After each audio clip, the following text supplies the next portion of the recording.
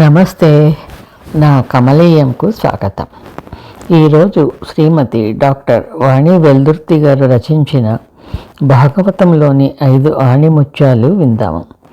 భాగవతంలోని 5 ఆణిముత్యాలను కమనీయంగా వినిపించిన వాణి గారికి, విని స్పందిస్తున్న మిత్రులకు ధన్యవాదములు. వచ్చేవారం మరో టాపిక్ తోటి కలుసుకుందాం. అందాక సెలవా మరి. నమస్తే. మనం చిన్నప్పటి నుంచి భాగవతంలోని శ్రీకృష్ణుని కథలు వింటూనే ఉన్నాం కదా. అందులోనూ పోతన గారి మందార మకరంద మాధుర్యమును తేలని వారు ఎవరు? శ్రీమతి డాక్టర్ వాణి బి వెల్దుర్తి గారు. వారు రచించిన భాగవతంలోని 5 ఆణిముత్యాలు మన ప్రభాత కమలంలో ఈ రోజు నుంచి ప్రతి ఆదివారం మనకు వినిపించబోతున్నారు. ముందుగా వారి పరిచయము, ఆ తర్వాత ఈరోజు భాగవతంలోని 5 ఆణిముత్యాలలో మొదటిది ప్రహ్లాద చరిత్ర. మిత్రులు విని వారి అభిప్రాయం తెలుపుతారని ఆశిస్తున్నాను. మిత్రులకు, వాణి గారికి ధన్యవాదాలు. నేను డాక్టర్ వాణి బి వెల్దుర్తి. మా నాన్నగారు బండారు పర్వతాలరావు గారు మంచి రచయిత. మా అమ్మగారు బండారు సరోజినీదేవి గారి రచనలు కూడా వివిధ పత్రికల్లో ప్రచురితమైనాయి. నేను పొలిటికల్ సైన్స్లో పిహెచ్డి చేశాను. ఇంటర్మీడియట్ మొదటి సంవత్సరము, 2వ సంవత్సరము ఇంగ్లీష్ మీడియం విద్యార్థులకు సివిక్ స్టడీ మెటీరియల్ ప్రిపేర్ చేశాను. దానిని వివిధ పబ్లికేషన్స్ వారు ప్రచురించారు. పొలిటికల్ సైన్స్ పుస్తకాలతో పాటు ఆధ్యాత్మిక పుస్తకాలను కూడా ఇష్టంగా చదువుతాను. భగవద్గీత చదివి ప్రభావితమై భగవద్గీత బామ్మల బుక్క అనే విశ్లేషాత్మక పుస్తకాన్ని రచించాను. భగవద్గీత బామ్మలకు మాత్రమే కాదు, మనందరికి కూడా ఎంతో అవసరమైన పుస్తకం అని దీని సారాంశం. వచన కవితల్లో వాల్మీకి రామాయణం అనే శీర్షికతో రామాయణాన్ని వచన కవితల్లో రాశాను. భీష్ముడు అంపశయ్య మీద ధర్మరాజుకు బోధించిన ధర్మ సూక్ష్మాలను నేను రాసిన భీష్మ భారతంలో వివరించాను. భాగవతం గురించి కూడా రాస్తే బాగుంటుంది అనే ఆలోచనతో భాగవతంలో 5 ఆణిముత్యాలు అని ప్రహ్లాద చరిత్ర, గజేంద్ర మోక్షణ, వామన చరిత్ర, రుక్మిణీ కళ్యాణం, కుచేలోపాఖ్యానం అనే 5 కథల సంపుటిని రాశాను. లలితా సహస్రనామాలకు కూడా తెలుగులో భావార్థాన్ని రచించాను. నా కవితలను, వ్యాసాలను, ఇతర రచనలను అన్నిటినీ సరళమైన తెలుగు భాషలో రాస్తూ ఉంటాను. భాగవతంలో 5 ఆణిముత్యాలు అనే నా కథలను చదివిన కమల గారు వాటిని తన యూట్యూబ్ ఛానల్ ప్రభాత కమలంలో మీ ముందుకు తీసుకువస్తానని నన్ను ఆహ్వానించారు. నా రచనలను మీ ముందుకు తీసుకొచ్చే సువర్ణ అవకాశాన్ని కల్పించిన పచ్చ కమల గారికి నా ధన్యవాదాలు, అభివందనాలు. నా రచనలు, స్వరము మీరు కూడా అభిమానిస్తారనే ఆశతో, నమ్మకంతో మీ ముందుకు వచ్చాను. అందరికీ నా వందనాలు. భాగవతంలో 5 ఆణిముత్యాలు. రచన డాక్టర్ వాణి బి వెల్దుర్తి. మొదటి ఆణిముత్యం ప్రహ్లాద చరిత్ర. ప్రహ్లాదుడు గర్భస్థ శిశువుగా ఉన్నప్పుడు అతని తండ్రి హిరణ్యకశిపుడు మందర పర్వతం మీద ఏకాగ్ర చిత్తము కలవాడై పూర్తి దైవచింతనతో అన్యులకు సాధ్యం కానటువంటి అనన్యమైన తపస్సు చేస్తున్నాడు. గర్భవతి అయిన అతని తల్లి లీలావతిని నారద మహర్షి కాపాడి ఆమెకు ధర్మతత్వమును, నిర్మల జ్ఞానమును ఉపదేశించాడు. గర్భస్థ శిశువుగా ప్రహ్లాదుడు ఆ బోధనను విని జన్మించిన తర్వాత కూడా దానిని మరువలేదు. తల్లి, తండ్రి, గర్భంలోని శిశువు ముగ్గురు కూడా గర్భధారణ కాలమంతా దైవచింతనలో గడపటం మరి ఎవరి చరిత్రలోనూ చూడలేదు. ఇటువంటి మహోన్నత పరిస్థితిలో పుట్టిన బాలుడు పరమ భాగవతోత్తముడు కావటంలో ఆశ్చర్యమేముంది? ప్రహ్లాదుడు నారదముని ద్వారా ఆత్మజ్ఞానం గురించి తెలుసుకొని పుట్టటమే బ్రహ్మజ్ఞానిగా జన్మించాడు. ప్రహ్లాదుడు సుందరకారుడు, చక్రవర్తి తనయుడు, విద్యావంతుడు, శ్రేష్ఠుడు, అయినా గర్వాహంకారాలు లేనివాడు. గురువుల దగ్గర ఎంతో వినయ విధేయతలతో విద్యాభ్యాసం చేసిన ఏకసంతాగ్రాహి. హిరణ్యకశిపుడు భక్తుడే, ప్రహ్లాదుడు భక్తుడే. మరి వారిద్దరి మధ్య వ్యత్యాసమేమిటి? ఇంద్రియాల ప్రభావానికి వశం కానివాడు ప్రహ్లాదుడు. దానిని సాధించలేకపోయినాడు హిరణ్యకశిపుడు. ఇందుగలడందు లేడను సందేహము వలదు. శ్రీహరి అన్ని చోట్లా ఉన్నాడు. అంతా తానే ఉన్నాడు ప్రహ్లాదుడికి. ఎందెందు వెతికినా కనిపించలేదు విష్ణువు హిరణ్యకశిపుడికి. తండ్రి ఎన్ని మరణశిక్షలు వేసినా సాక్షిభూతంగా అనుభవిస్తూ మరణిస్తానేమో అన్న భయం లేనివాడు ప్రహ్లాదుడు. ఉగ్ర తపస్సు చేసి మరణం లేకుండా వరం పొందినా తను ప్రహ్లాదుడిని చిత్రహింసలు పెడుతూ ప్రహ్లాదుడి వల్ల తనకు మరణం సంభవిస్తుందేమో అని భయపడినవాడు హిరణ్యకశిపుడు. అహంకారంతో కప్పబడి ఉన్నవాడు హిరణ్యకశిపుడు. హౌ అంటూ ఏదీ లేదు, సర్వం విష్ణుమయం అని నమ్మినవాడు ప్రహ్లాదుడు.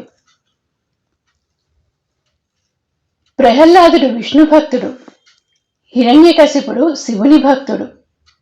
తన సోదరుడు హిరణ్యాక్షుణ్ణి విష్ణువు సంహరించాడు కాబట్టి విష్ణువుని సంహరించాలి అనే పట్టుదలతో ఉన్నాడు హిరణ్యకశిపుడు. తన కొడుకు శత్రుభజన చేయటం హిరణ్యకశిపుడికి నచ్చలేదు. ఎంత చెప్పినా తన పద్ధతి మార్చుకొని ప్రహ్లాదుడిని సంహరించాలని వివిధ శిక్షలను అమలు చేశాడు హిరణ్యకశిపుడు. ప్రహ్లాదుడికి దేవుడు ఉన్నాడా లేడా అన్న ప్రశ్న లేదు. గుడిలో ఉన్నాడా ఇంట్లో ఉన్నాడా అన్న సందేహమూ లేదు. అంతటా భగవంతుడు ఉన్నాడు అని నమ్మినవాడు ప్రహ్లాదుడు. భక్తులకు సదా అభయమిచ్చేవాడే భగవంతుడు. నన్ను రక్షించు, నన్ను కాపాడు అంటూ భగవంతునికి తన పనిని గుర్తు చేయవలసిన అవసరం భక్తుడికి లేదు. అందుకే ప్రహ్లాదుడు తండ్రి తనను ఎన్ని కష్టాలు పెట్టినా భగవన్నామస్మరణ చేశాడు కానీ తనను రక్షించమని ఎప్పుడూ ప్రార్థన చేయలేదు. భగవంతుడు సర్వాంతర్యామి అని నమ్మిన ప్రహ్లాదుడికి తన శరీరం వేరు, భగవంతుడు వేరు అన్న భేదం లేదు. ప్రహ్లాదుడు తన శరీరంలో ఏ భాగము తనది అని భావించలేదు. సర్వం విష్ణుమయం అనుకున్నాడు. హిరణ్యకశిపుడు పెట్టిన కష్టాలన్నీ అనుభవించింది ప్రహ్లాదుడు కాదు, భగవంతుడు. అందుకే తండ్రి ఎన్ని రకాల హింసలు పెట్టినా శిక్షలు వేసినా ప్రహ్లాదుడి శరీరం కసికందలేదు. భగవంతుడు సర్వదా శాంతమూర్తి. కోపం భగవంతుని లక్షణం కాదు. మరి నరసింహస్వామి అంత ఉగ్రమూర్తిగా ఎందుకు అవతరించాడు? కంటి చూపు మంచిగా ఉన్నవారికి అంతా కనిపిస్తుంది. కంటి చూపు మంచిగా లేని వారికి కళ్ళజోడు పెట్టుకుంటే గాని కనిపించదు. మన ఎదురుగా ఉన్న వాటిలో మార్పు లేదు, మన చూపులోనే భేదం ఉంది. పోతన గారు ఒకే సమయంలో నరసింహస్వామి హిరణ్యకశిపుడికి ఉగ్ర రూపంలో, ప్రహ్లాదుడికి శాంత రూపంలో కనిపించారు అని భాగవతంలో రాశారు. అతని భక్తుల్ని హింసించాను కాబట్టి నా మీద ఆగ్రహిస్తాడేమో అనుకున్నాడేమో. అందుకే హిరణ్యకశిపుడికి ఉగ్ర నరసింహుడిలాగా కనిపించాడు. అనుగ్రహమే భగవంతుని లక్షణం అని నమ్మాడు కాబట్టి ప్రహ్లాదుడికి శాంతమూర్తిగా కనిపించాడు. రోజు తన మనోనేత్రాలతో చూసే పాలకడలిపై శేషతల్పమున పవలించే శ్రీహరికి నేడు కళ్ళ ముందు ఆగ్రహంతో ఊగుతూ కనపడుతున్న నరహరికి తేడా కనిపించలేదు ప్రహ్లాదుడికి. అందుకే అప్పుడు ఇప్పుడు కూడా శ్రీ మహావిష్ణువునే స్తుతించి భగవంతుని అనుగ్రహాన్ని పొందగలిగాడు ప్రహ్లాదుడు. భగవంతుని ఆగ్రహం, అనుగ్రహం అంతా మన మనస్సు, దాని ఆలోచనలు బట్టే ఉంటుంది. తనను తన తండ్రి బాధిస్తూ ఉంటే ప్రహ్లాదుడు తనని కాపాడమని ప్రార్థించలేదు. భగవంతుడు ఎప్పుడు ఏది చెయ్యాలో చెప్పవలసిన అవసరం మనకు లేదు. నరహరి తన తండ్రిని తొడలపైన వేసుకొని చంపుతూ ఉంటే ప్రహ్లాదుడు చెలించలేదు. భగవంతుడు చేసే పనులను ప్రశ్నించే అధికారం మనకు లేదు అని ప్రహ్లాద చరిత్ర వివరిస్తుంది. ప్రహ్లాదుడికి భగవంతుడి మీద పూర్తి నమ్మకం ఉంది. ఆ నమ్మకమే ప్రహ్లాదుడిని భయం లేని స్థితికి చేర్చింది. ఆ నమ్మకమే అతనిని అన్ని కష్టాల నుంచి కాపాడింది. ఆ నమ్మకమే నరహరి అతని తల మీద చెయ్యి పెట్టి అభయమిస్తూ ఆశీర్వదించేటట్టు చేసింది. భక్తుడికి భగవంతుడి మీద ఉండవలసింది ప్రహ్లాదుడిలాగా పూర్తి నమ్మకం. అప్పుడే భగవంతుడు మన తల మీద కూడా తన అభయహస్తాన్ని ఉంచి మనల్ని కూడా అనుగ్రహిస్తాడు. మనం కూడా ప్రహ్లాదుడిలాగా భయం లేని అభయస్థితికి చేరుకోగలుగుతాము. ఓం తత్సత్.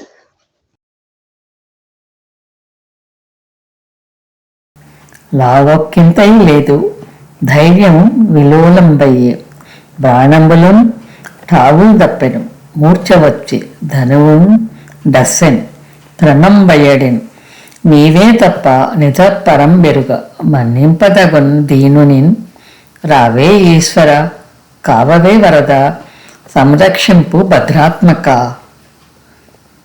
ఈ పద్యం చదవగానే అర్థమైపోయింది కదా. ఈరోజు భాగవతంలోని గజేంద్ర మోక్షణ గురించి తెలుసుకోబోతున్నామని. మామూలుగా వాడుకలో గజేంద్ర మోక్షం అంటాం కదా, మోక్షణ అంటున్నారేమిటి?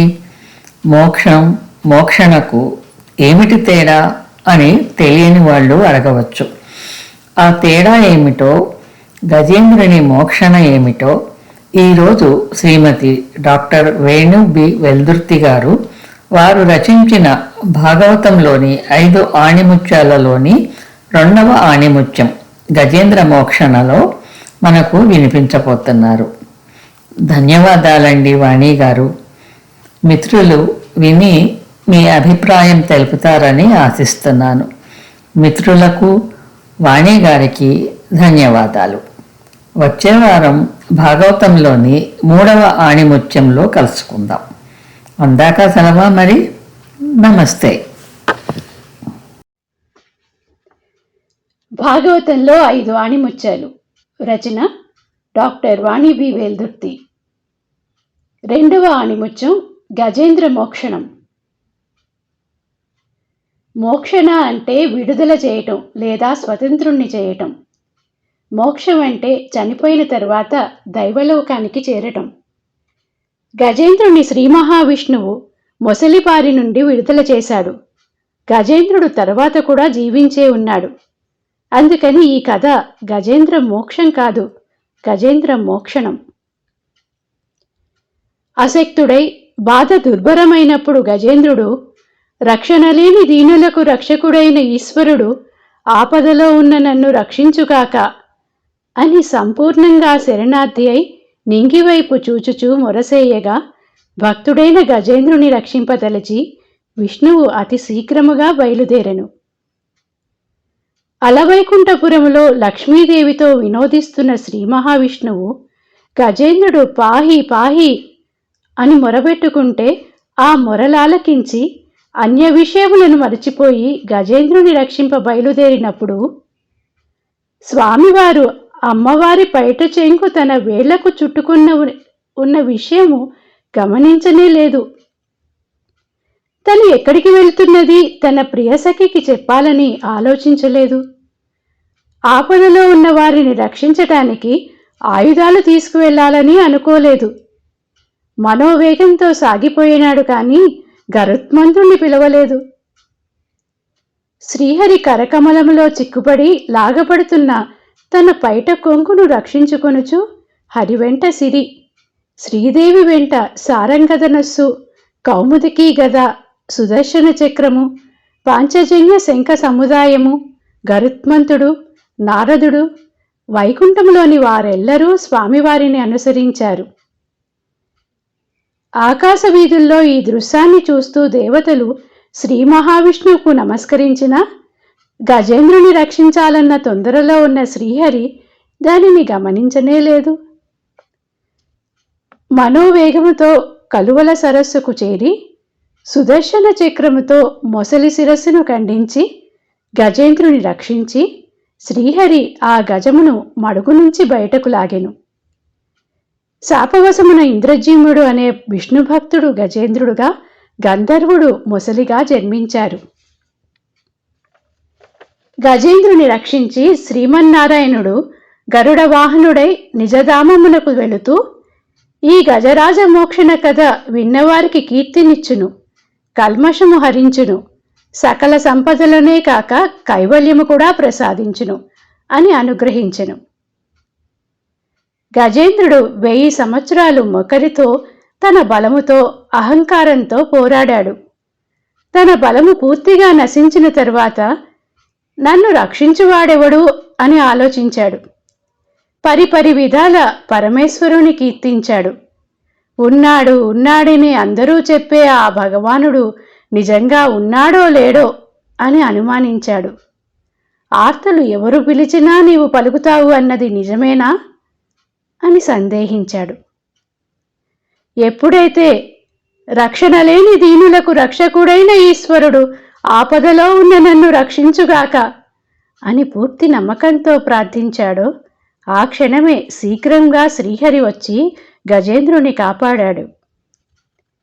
1000 సంవత్సరాల క్రితమే గజేంద్రుడు శ్రీహరిని శరణు వేడి ఉంటే ఆ క్షణమే శ్రీమన్నారాయణుడు కరిరాజును రక్షించి ఉండేవాడు. అహంకారాన్ని వీడి భగవంతుని శరణు వేడటంలో భక్తుడే ఆలస్యం చేస్తున్నాడు. భక్తుణ్ణి కాపాడటంలో భగవంతుడు కాదు. అన్యదా శరణం నాస్తి త్వమేవ శరణం మమ దేవదేవ అని మనస వాచ కర్మణ భగవంతుని శరణాగతి వేడిన క్షణమే ఆయన మనను రక్షిస్తాడు అని గజేంద్ర మోక్షణ కథ వివరిస్తుంది. ఓం తత్సత్.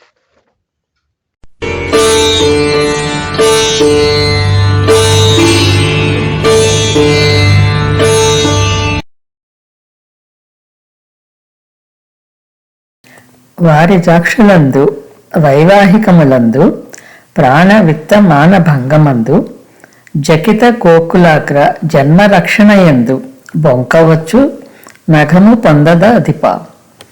తప్పులేదు, అది పాపం కాదు అని రాక్షసుల గురువైన శుక్రాచార్యులు బలిచక్రవర్తికి బోధించారు. శుక్రాచార్యుల వారు బలిచక్రవర్తికే చెప్పిన ఈ శుక్రనీతిని ఆధారంగా చేసుకొని పలు విధాల అబద్ధాలాడటానికి ఈ సూత్రం మాత్రం భూమి మీద నిలిచిపోయింది. మరి శుక్రాచార్యుల వారు ఏ సందర్భంలో బలిచక్రవర్తికి ఎందుకు ఈ నీతి బోధ చేశారో ఈనాటి భాగవతంలోని 5 ఆణిముత్యాలలోని 3వ ముత్యం వామన చరిత్రలో శ్రీమతి డాక్టర్ వాణి బి వెల్దుర్తి గారు వివరిస్తున్నారు. విందాము రండి. వాణిగారికి, వింటున్న మిత్రులకు ధన్యవాదాలు. వచ్చే వారం మరో ఆణిముత్యంలో కలుసుకుందాం. అందాక సెలవా మరి. నమస్తే. భాగవతంలో 5 ఆణిముత్యాలు. రచన డాక్టర్ వాణి బి వెల్దుర్తి. 3వ ఆణిముత్యం వామన చరిత్ర. విశ్వంలోని అణువణువు తానైన విష్ణుమూర్తి వామనుడిగా గుజ్జురూపం ధరించటమేమిటి? లక్ష్మీపతి ఒకరి దగ్గరికి వెళ్ళి యాచించటమేమిటి? విశ్వాధిపతి శ్రీహరి 3 అడుగుల దానం కోరటమేమిటి?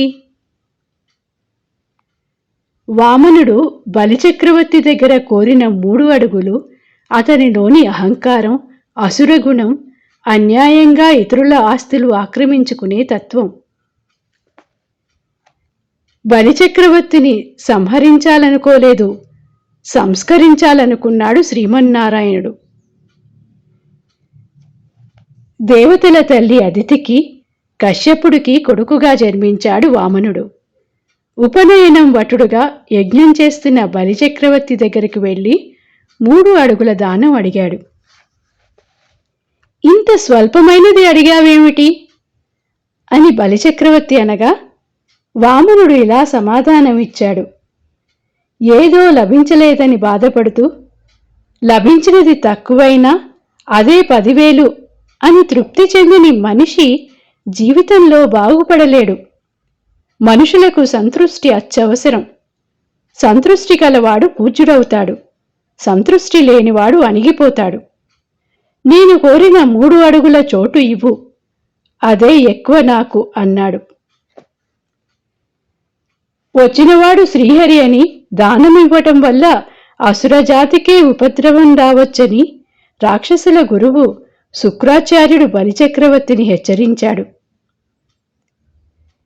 వామన చరిత్ర బలిచక్రవర్తి వ్యక్తిత్వ విలువలను వివరిస్తుంది. గురువుగారి వల్ల భవిష్యత్తులో రాబోయే అనర్థాలను తెలుసుకున్న బలిచక్రవర్తి వెనుకంజ వెయ్యలేదు, దానం చేయటానికి నిరాకరించలేదు. దానగుణ విశిష్టతను సోదాహరణగా వివరించాడు. చరిత్రలో ఎంతోమంది రాజులు ఎన్నో రాజ్యాలను పాలించారు. వారి పేర్లు కూడా ఎవరికీ గుర్తులేదు. కానీ శిబిచక్రవర్తి వంటి దాతల పేర్లు ఎవ్వరూ మర్చిపోలేరు అని. ఎన్ని పూజలు వ్రతాలు చేసినా కనిపించని ఆ విశ్వనాథుడు కురుచవాడే నా దగ్గరకు వచ్చాడు. శ్రీదేవి శరీరాన్ని తాకే ఆ శ్రీహరి చెయ్యి నన్ను యాచిస్తూ కింద ఉండి దానమిస్తూ నా చెయ్యి మీద ఉండటం ఎంత అదృష్టం అని బలిచక్రవర్తి వామనుడి కాళ్ళు కడిగి పూజించి చేతిలో నీటిదారను పోశాడు. ఎంత హితవు చెప్పినా వినని తన శిష్యుణ్ణి కాపాడటానికి శుక్రాచార్యుడు మరో ప్రయత్నం చేశాడు. కలశంలో నీటిదారను అడ్డుకోవటానికి ఈగ రూపంలో కలశరంధ్రంలో చేరాడు శుక్రాచార్యుడు.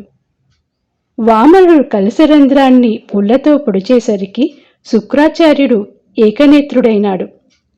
నీటిదార బయటకు వచ్చింది. బలిచక్రవర్తి దిగ్విజయంగా దానం చేశాడు. వచ్చినవాడు విష్ణువని, దానం చేయటం వల్ల తనకు అనర్థం జరగవచ్చని తెలిసి కూడా దానమిచ్చుటే శ్రేష్టమని తలచిన బలిచక్రవర్తి వంటి దాతలు ఎక్కడైనా ఉంటారా? దానం స్వీకరించిన వామనమూర్తి క్రమంగా ఎదగసాగాడు. స్థిరంగా ఉన్న సూర్యబింబం మొదట వామనమూర్తికి గొడుగులా అనిపించింది.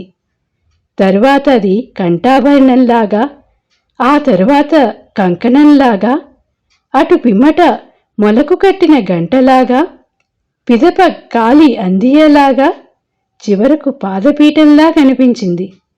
వామనుడు త్రివిక్రముడై బ్రహ్మాండమంతా నిండిపోయాడు. భూమితో సహా సూర్యచంద్రులు ఉండు స్థలాలను ఒక పాదంతో కొలిచాడు. ఇంకొక అడుగుతో స్వర్గాది లోకాలన్నీ కప్పేశాడు. మరి 3వ పాదం ఎక్కడ పెట్టాలి అని బలిచక్రవర్తిని అడిగాడు వామనుడు. నీ 3వ పాదమును నా శిరస్సును నిలుపుము అని ప్రార్థించాడు బలిచక్రవర్తి. ఎవడు అహంకారంతో కూడి సంసారమైకంలో మునిగి నన్ను తిరస్కరించునో వాడు దుర్గతి నొందుతాడు. ఎవడు గర్వాహంకారాలను వదిలించుకొని నిర్మలుడై ఉంటాడో వాడు నాచే రక్షింపబడతాడు అన్నాడు శ్రీహరి. బలిచక్రవర్తి గురించి ఇంకా ఇలా చెప్పాడు. ఇతను అల్పుడు కాడు, పాపరహితుడు. అతడి దానం బహుప్రశంసనీయం అని దుఃఖాలు, కష్టాలు, నొప్పులు లేనటువంటి సూతల లోకంలో అతనికి నివాసం కల్పిస్తూ ఎప్పుడూ అతన్ని రక్షిస్తూ ఉంటానని ఆశీర్వదించాడు శ్రీహరి. మిగిలిన యజ్ఞాన్ని శుక్రాచార్యుని పూర్తి చేయమని శ్రీ మహావిష్ణువు చెప్పాడు. శుక్రాచార్యుడు అలాగే చేశాడు. దానంగా గ్రహించిన స్వర్గాది లోకాలను దేవేంద్రుడికి ఇచ్చాడు మహావిష్ణువు. శ్రీహరి యొక్క విమల చరిత్రమైన వామన చరిత్రను విన్నవారు చదివినవారు నిత్య సౌఖ్యములు అనుభవించి చివరికి ఉత్తమ గతులు పొందుతారు.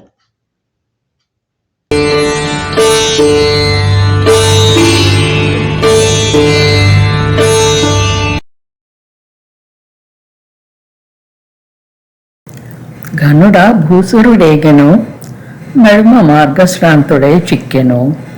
విని కృష్ణుండది తప్పుగా తలచెను, విచ్చేసెను ఈశ్వరుండు అనుకూలింపదలంచును తలపడో.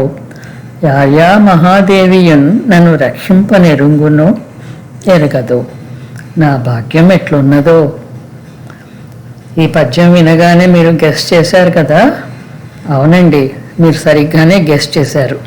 ఈరోజు మనకు భాగవతంలోని 5 ఆణిముత్యాలలోని 4వ ముత్యం రుక్మిణీ కళ్యాణం గురించి వాణిగారు మనకు వినిపిస్తున్నారు. ఇక ఆలస్యం చేయకుండా విందాము పదండి. వింటున్న మిత్రులకు వాణిగారికి ధన్యవాదాలు. వచ్చే వారం 5వ ఆణిముత్యంలో కలుసుకుందాం. అందాక సెలవా మరి. నమస్తే.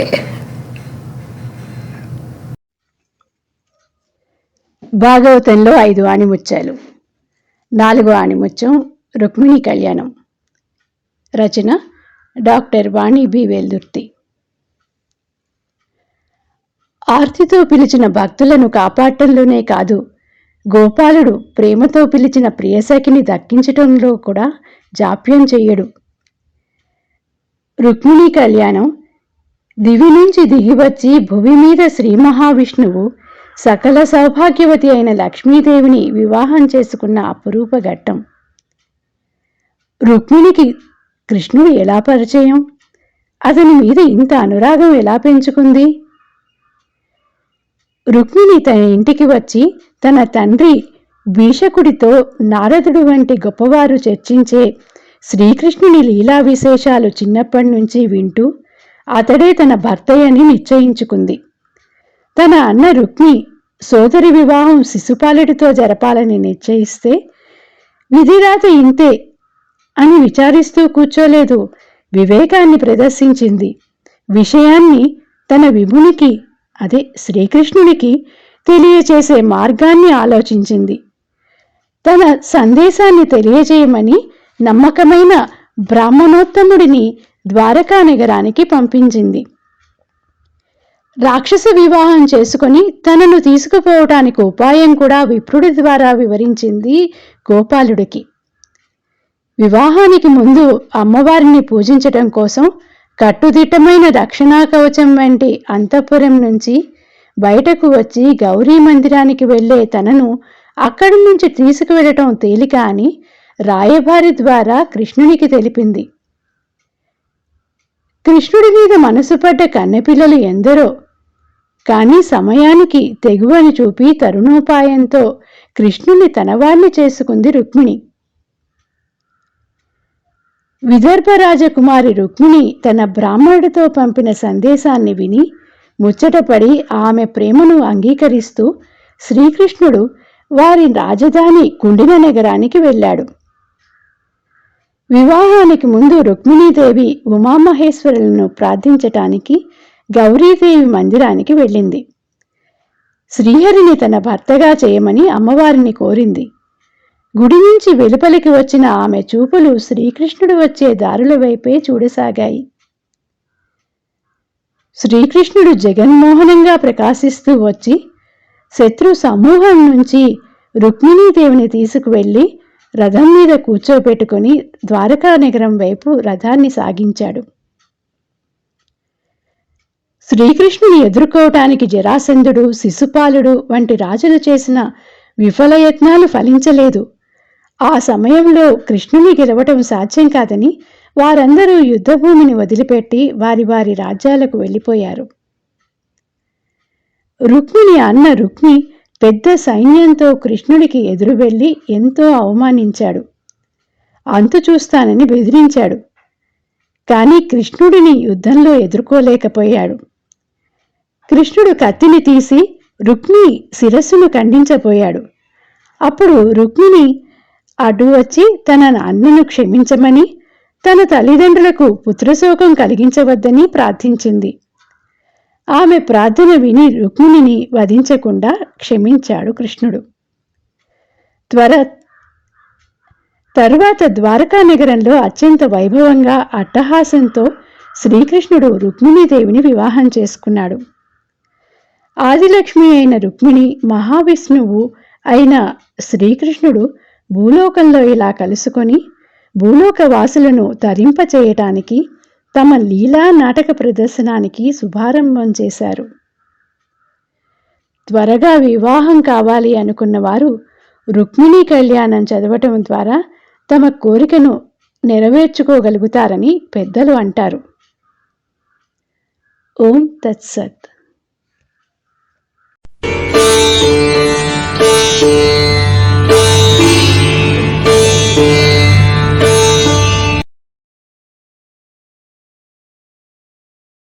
కనిడాయం జనునంత కృష్ణుడు దళత్కంజాక్షుడు అప్పేద విప్రుని నశ్రాంత దరిద్రపీడితు కృషీభూతాంగు జీర్ణాంబురున్ ఘనత తృష్ణాతు చిత్తు హాస్య నిలయున్ ఖండోత్తరీయం గుచేలుని నల్లంతనే చూసి సంభ్రమ విలోలుండైదియన్ దల్పమున్. శరీరము కృషించిపోయి కట్టుకున్న వస్త్రాలు చినిగిపోయి నిత్య దరిద్రునిలా కనిపిస్తున్న కుచేలుని అల్లంత దూరాన చూడగానే పద్మరేకుల వంటి కన్నులు కల శ్రీకృష్ణుడు ఎంతో సంతోషంగా గబగబా పానుపు దిగి కుచేలునికి ఎదురెళ్ళి కౌగలించుకొని లోపలికి తీసుకొస్తాడు. స్నేహానికి పేద గొప్ప అన్న భావం ఉండదని, అసలైన స్నేహానికి అర్థం తెలిపేది శ్రీకృష్ణుని కుచేలుని వృత్తాంతము పోతనవారు రచించిన భాగవతములోని కుచేలోపాఖ్యానములోని ఈ పద్యం తెలుపుతుంది. ఈనాటి భాగవతంలో 5 ఆణిముత్యాలలోని 5వ ఆణిముత్యం కుచేలోపాఖ్యానం మనకు వినిపించబోతున్నారు శ్రీమతి వాణి వెల్దుర్తి గారు. గత 5 వారాలుగా సరళమైన భాషలో భాగవతములోని 5 ఆణిముత్యాలను శ్రావ్యముగా వినిపించిన వాణి గారికి, విని తమ స్పందనలు తెలియజేస్తున్న మిత్రులకు ధన్యవాదాలు. వచ్చే వారం మరొక విశేషంతో కలుసుకుందాం. అందాక సెలవా మరి. నమస్తే. భాగవతంలో 5 ఆణిముత్యాలు. 5వ ఆణిముత్యం కుచేలోపాఖ్యానం. రచన డాక్టర్ వాణి బి వెల్దుర్తి. మానవులకు మాత్రమే లభ్యమయ్యే అద్భుతవరమైన స్నేహబంధాన్ని శ్రీ మహావిష్ణువు మానవ జన్మ ఎత్తి శ్రీకృష్ణావతారంలో అనుభవించాడు. కుచేలుడు శ్రీకృష్ణుడు గురువుగారైన సాందీపుని వద్ద కలిసి చదువుకున్నారు. విద్యాభ్యాసం తర్వాత తమ నిజవాసాలకు ఎగిన మిత్రులిద్దరూ ఒకరినొకరు మరువలేదు. గురువుగారి దగ్గర చదువుకునేటప్పుడు ఒకసారి కట్టెలు తేవటానికి శ్రీకృష్ణుడు కుచేలుడు అడవికి వెళ్తే అక్కడ పెద్ద వర్షంలో రాత్రి అంతా వాళ్ళు చిక్కుకుపోయారు. అప్పుడు కృష్ణుడు కుచేలుడిని తినడానికి ఏమైనా ఉన్నాయా అని అడిగితే గురుపత్ని ఇచ్చిన అటుకులన్నీ తానే తినేసి కృష్ణుడికి తినడానికి ఏమీ లేవు అని చెప్తాడు. దానికి తదాస్తు అంటాడు కృష్ణుడు. అలా కృష్ణుడికి అబద్ధం చెప్పటం వల్ల కుచేలుడు తినటానికి ఏమీ లేని ఆగర్భ దరిద్రుడుగా జీవించవలసి వచ్చింది. శ్రీకృష్ణుడు కుచేలుడు గురించి ఇది ఎంతో ప్రచారంలో ఉన్న కథ. కుచేలుడు ద్వారకా నగరానికి వెళ్ళినప్పుడు చిన్ననాటి ముచ్చట్లు తలుచుకుంటూ కృష్ణుడు తాను అడవికి వెళ్ళిన సంఘటనను గుర్తు చేసుకుంటాడు. కానీ కృష్ణుడు వివరించిన ఆ ఘట్టంలో అటుకుల ప్రస్తావన లేదు. భాగవతంలో శ్రీకృష్ణుడు కుచేలుడు దరిద్రానికి కారణం ఇలా వివరించాడు. పూర్వజన్మలో కుచేలుడు ధనాపేక్షలో పడి భగవంతుని సేవించటం మర్చిపోయాడు. అందువలనే ఇప్పుడు ఇలాంటి కష్టాలు అనుభవిస్తున్నాడు. ఇక అతడికి అష్టైశ్వర్యాలను అనుగ్రహిస్తాను అని కృష్ణుడు అంటాడు. కుచేలుడు శాంత స్వభావుడు, గర్వరహితుడు, బ్రహ్మవేత్త, కానీ భార్యా పిల్లలను పోషించుకోలేని దుర్భర పరిస్థితిలో ఉన్నాడు. చిన్ననాటి స్నేహితుడు కృష్ణుని కలిస్తే పరిస్థితి బాగుపడుతుందని చెప్పిన భార్య సలహాను విని, కృష్ణుడు మిత్రుడే కాదు భగవంతుడు కూడా, భగవంతుని ఆర్థించడంలో తప్పులేదు అని ద్వారకకు బయలుదేరాడు. ద్వారకకు వెళ్ళినప్పుడు స్వయంగా శ్రీకృష్ణుడు అతని పట్టపురాణి అయిన రుక్మిణీదేవిచే సేవలు అందుకున్న మహనీయుడు కుచేలుడు. ఎంతగానో మర్యాదలు చేసిన మిత్రుడి ఆదరణను అవకాశంగా వాడుకోలేదు కుచేలుడు. స్నేహబంధాన్ని భక్తవాత్సల్యంతో అనుసంధానించి శ్రీకృష్ణుడు కుచేలుడు తెచ్చిన గుప్పెడు అటుకులు తిని అతను కోరకపోయినా అష్టైశ్వర్యాలను అనుగ్రహించాడు. కుచేలుడు శ్రీకృష్ణుని కలవటానికి పూర్వం దరిద్రాన్ని అనుభవించలేదు, తర్వాత వచ్చిన ఐశ్వర్యాన్ని కూడా అనుభవించలేదు. అప్పుడు ఇప్పుడు ఎప్పుడు కృష్ణుడి మీదే మనస్సు నిలిపి భక్తితో కాలం గడిపాడు. స్నేహానికి ఆస్తులు అంతస్తులు ఉండవని, అది ఒక మధురానుభూతి అని ప్రపంచానికి తెలియచేశాడు కృష్ణ పరమాత్ముడు. కుచేలుడు తిరిగి తన ఇంటికి వెళ్ళేటప్పుడు తన అంతస్తుకు తగ్గ ఒక ఖరీదైన బహుమతి ఇచ్చి స్నేహితుడిని ఇబ్బంది పెట్టలేదు. ఏదో ఒక బహుమతి ఇచ్చి సరిపెట్టలేదు. స్నేహితుని ఇబ్బంది పెట్టకుండా అతని ఇబ్బందులు తీర్చడమే స్నేహ లక్షణం అని కొత్త నిర్వచనాన్ని ఇచ్చాడు శ్రీకృష్ణుడు. భగవంతుడితో ఒకసారి బంధం ఏర్పరచుకోవాలే గాని తర్వాత ఎన్నటికీ మనలను మరిచిపోడు భగవానుడు. మన అవసరాలను అడగకుండానే తీరుస్తాడు అన్న సత్యాన్ని మనకు తెలియచేస్తుంది కుచేలోపాఖ్యానం. ప్రియమిత్రుడు ధనవంతుడు రాజు అని తెలిసినా భగవంతుడిగా తలిచి భక్తిభావనతో కొలిచాడు కుచేలుడు. చినిగిపోయిన బట్టలు వేసుకుని వచ్చిన చిన్ననాటి స్నేహితుణ్ణి అంతస్తులు చూడలేదు కృష్ణుడు. స్నేహానికి నిజమైన నిర్వచనం కృష్ణ కుచేలుల మిత్రభావం. స్నేహంతో పిలిచినా భక్తితో కొలిచినా పలుకుతాడు భగవంతుడు. కుచేలోపాఖ్యానం చదివినా విన్నా భగవంతుని అనుగ్రహం వల్ల దీర్ఘాయువు కీర్తి సంపద కలుగుతాయని భాగవతం చెబుతుంది. కుచేలోపాఖ్యానం సంపూర్ణం. రాక్షస బాలుడైన అతని భక్తికి మెచ్చి ప్రహ్లాదుడి కష్టాలన్నీ తానే అనుభవించాడు భగవంతుడు. జంతువైన గజేంద్రుడి ప్రార్థన విని అమ్మవారికైనా చెప్పకుండా శీఘ్రంగా వచ్చి కాపాడాడు భక్తుడిని శ్రీహరి. దానవుడైన మహాదాత అని బలిచక్రవర్తిని సంస్కరించాడే కాని సంహరించలేదు. భక్తుల యందు దయచూపటంలో త్రివిక్రముడు శ్రీమన్నారాయణుడు. రాజకన్య తన మీద మనసు పడి పెళ్లి చేసుకోమని ప్రార్థించిన శ్రీ మహాలక్ష్మి రుక్మిణీదేవిని ద్వారక నుండి కుండిన నగరానికి వెళ్ళి రక్షించి తన దానిని చేసుకున్నాడు శ్రీకృష్ణుడు.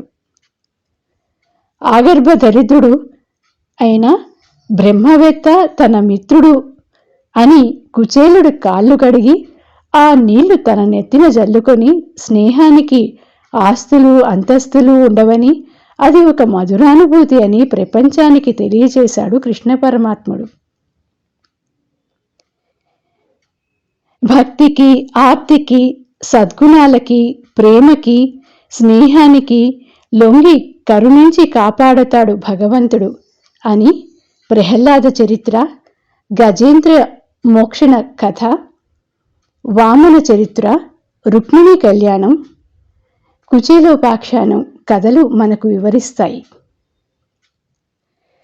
భాగవతంలో 5 ఆణిముత్యాలు సంపూర్ణం. ఓం తత్సత్. సర్వం శ్రీకృష్ణార్పణమస్తు. భాగవతంలో 5 ఆణిముత్యాలు మీ ముందుకు తీసుకురావటానికి అవకాశం ఇచ్చిన కమల గారికి, వాటిని ఆదరించిన మీకు నా ధన్యవాదాలు, నమస్కారాలు.